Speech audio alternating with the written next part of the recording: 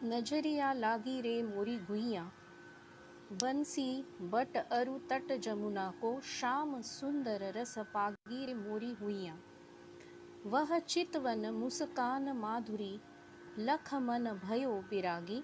प्रणव रंग मोहे कलना परत है, लोक लाज भय त्यागी रे मोरी हुइया। So this is a composition by late Pandit Omkar Nath Thakur, and I had learnt it on the 24th of April. Year was 2007, and this was the last one I sang with my guru about 2 days prior to her demise.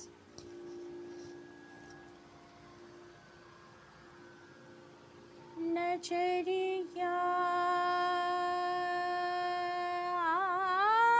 लागी रे मोरी गुइया,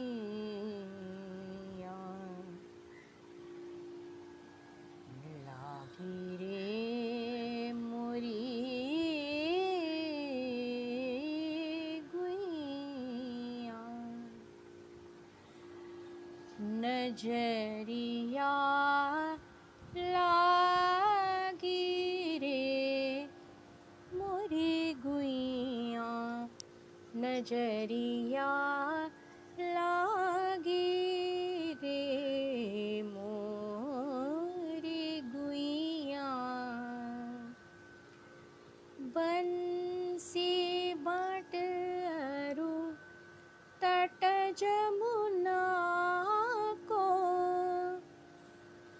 बंसी but अरु तट जमुना को, श्याम सुंदर रस पागी रे मोरी हुइया।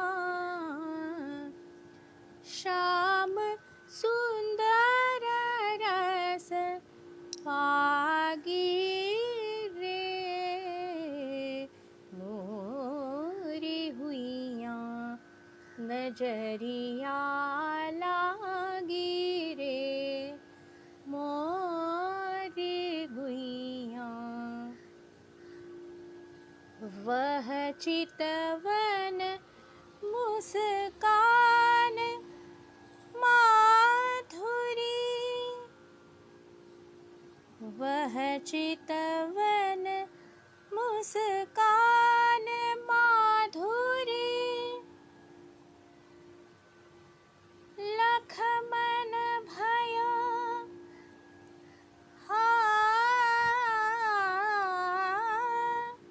लख मन भयो बिरागी।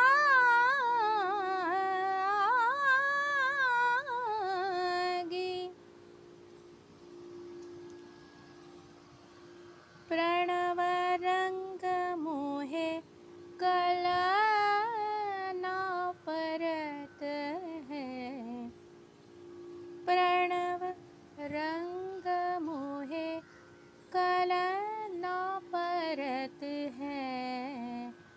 लोक लाज भय त्यागी रे मोरी हुइया।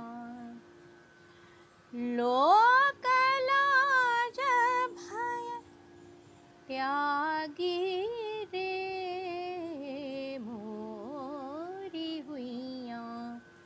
नजरिया लागी रे मोरी गुइया।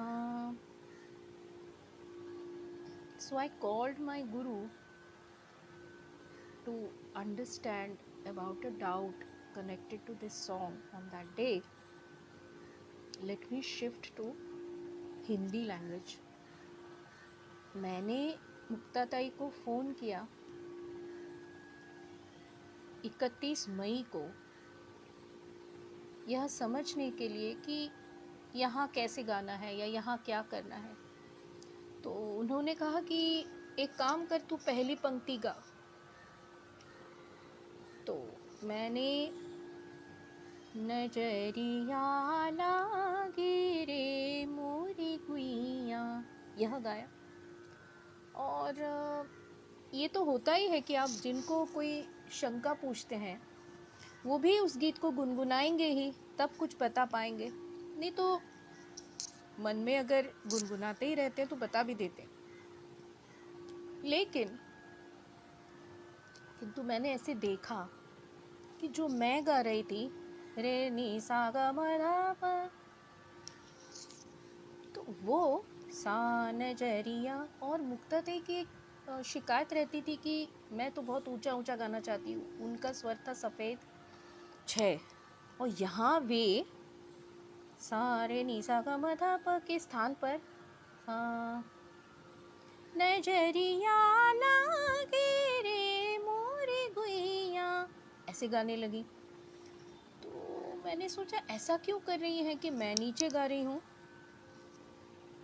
या फिर जैसे मैंने षड्ज में गाया वो पंचम में गा रही है, या मैंने षड्ज में गाया तो वो मध्यम में गा रही है। सा सा रे गा मा नजरिया लागे रे मोरी गुइया। लेकिन इस तरह का भेद था कि मैं गा रही हूँ षड्ज में और वो मध्यम या पंचम में गा रही है। जहाँ तक मुझे याद है पंचम में गाया था उन्होंने। ये हो सकता है कि मैंने एक क्योंकि निचला स्वर लिया होगा, और ठीक है, मतलब मैंने कहा ठीक है ऐसा होता है कभी। मैंने उनसे पूछा भी 2-3 बार, लेकिन वो बता रही थी मुझे हाँ इस तरह से। और सबसे अच्छी बात यह है कि उनका कंठ एकदम, हम जिसको कहते हैं कि आवाज़ एकदम फॉर्म में है, तो बहुत ही अच्छी प्रकार से वो बता रही थी मुझे। मतलब कोई ये कहे कि वो तो ठुमरी गाती ही नहीं थी, ऐसा नहीं होता है। कोई भी शास्त्रीय गायक है वो शास्त्रीय उपशास्त्रीय भाव संगीत का कम से कम भेद तो बता ही सकते हैं।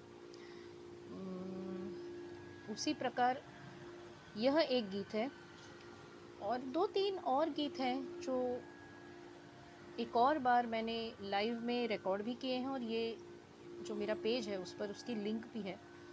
लेकिन जब मैं सोच रही थी कि मुक्तातेई का जो स्मृति दिन है उस दिन क्या गाना चाहिए मुझे, तब मेरे मन में यह विचार आया कि जब अंतिम बार मैं और वो साथ में फ़ोन पे गा रही थी, तब जो गीत हम दोनों ने साथ में गुनगुनाया वही गीत गाना उचित होगा उस तरह।